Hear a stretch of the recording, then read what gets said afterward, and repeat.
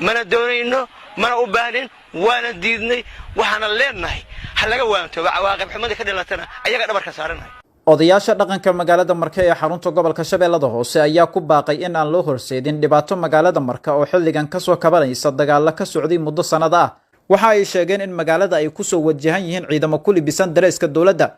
kuwaas oo aan lagu soo wargelin taliska booliiska nabad sugidda gobolka iyo degmada sidoo kale ciidamada 14 Oktoobar ee Marka ku sugan iyo maamulka magaalada Marka waxa ay sheegeen in dhibaatooyin fara badan ay ka dhalan karto haddii ciidamadaas amar la'aan ay ku soo galaan gudaha magaalada Marka oo ciidankaas laga warqaban degmada lagu barakicinin ee degmada waa nabdoon tahay aad iyo aad bay u fiican tahay waxa jecelnahay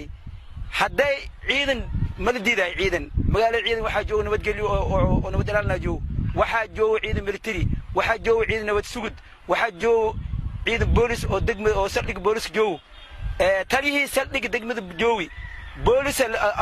magacooda had lagu sheegaya booliskaas haddii ninkii taliyaha loo soo wadi aska warqaban ma ay ku wajahan manaqaan koow waa marka uu lameeyo waxa rabnaa marka waxa uu sheegaynaa taliyaha booliska xajaar iyo wasiirka arrimaha gudaha waxa uu sheegaynaa in ciidankaas magaalada lagu barakicinin degmada Marka waa dhabdoon tahay aad iyo aad boqolkiiba boqol waa dhabdoon tahay annagoo tii la yaaban oo mas'uuliyiintii gobolka Shabeellaha Hoose wax tilmaama ciidankaas meel uu ka soo kacay meel isku wajahan yahay wax caday la waayay haddana hadda waxaan maqlaynaa amaan warka ku haynaa ciidamo kale inay soo socdaan magaalada Marka bulshada ku nool waa bulsho nabadeed waa bulsho nabad jecel wax dagaal ah kama jiro wax qarax ah kama jiro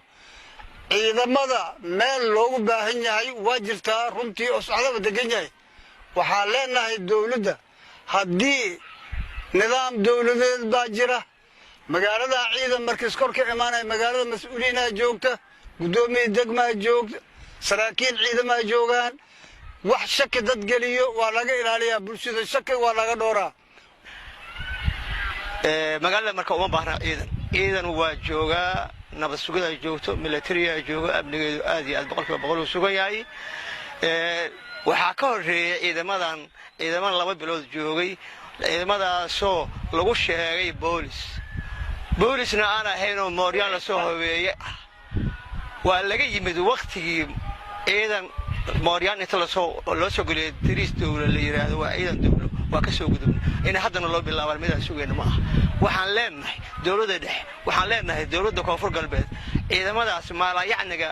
u soo aadaya magaaladan oo qaraxa iyo dhibaatada wada laba bilood ayay wadaan kuwa jooga Janaale kuwa jooga Shalaambood shacabka uu ka adeega waayay uma baahnin nabadgelyo uma baahnin waxaan u baahanahay nabadgelyo waana haysanaa ciidamada joogaan ku filan ciidamada hadda la soo daabulayana waa mid loo rabo in magaalada lagu barakaciyo mana doonayno mana u baahnin waana diidnay waxaana leenahay hal laga waanto cawaaqib xumada ka dhalatana ayaga dhabarka saaranay waxaan ka cabanaynaa haddii aan nahay odayaasha dhaqanka degmada Marka ciidamadan aan sharciga ahayn ee gobolka lagu soo gurahayo wixii ka dhaca inaan odayaashaanada iyo maamulkaanaga iyo saraakiishaanada iyo ciidamadanada aan dusha saaranayn ay dushooda noqonayso ninkii soo diray haddaan wax laga qabanina way dhacaysaa dhibaato duqii hore ee magaalada Marka Maxamed Cusmaan Cali Yariisow ayaa dhankiisa si adag ugu hadlay ciidamadan isagoo sheegay inay ku sugan yihiin qaybo kamid ah gobolka Shabeellada Hoose sida Janaale iyo Shalambood isla markaana ay soo kordhiyeen falal ka baxsan amniga waxa uu sheegay in magaalada 3 sano ee ugu dambeysay aan lagu arkin wax dhibaato ah isagoo madaxweynaha Jamhuuriyadda Federaalka Soomaaliya Maxamed Cabdullaahi Farmaajo ugu baaqay in ciidamadan laga qabto gudaha magaalada Marka qaraxa ka bilowday bambooyina ka dhacaan markii ciidamada xoogga dalka Soomaaliyeed ay qabteen ilaa muddadii ku sugnaayeen wax qarax kama dhacin wax bambo lama dhicin maalinta yimaadeen ciidankan la sheegayo oo nin soo diray la ogeen qaraxi bilowday al'aan Janaale ka socdo ayagana si degdeg aan lagu qaado Shalambood ay joogaan waxay joogaan Janaale si degdeg aan lagu qaado haddii laga qaado waayeen annaga maamulka waa taageersanahay ma diidani laakiin waxay dhibaato shacabka ku soo wado waa ka dagaalameena haddii arrimihii dawladda Xasan Maxamuud ay socoto lafta gareenow shacabkaada waaye mas'uulaad tahay adaa jawaab lagaa rabaa haddaad jawaab aad ka soo bixi weysane waa laga jawaabaa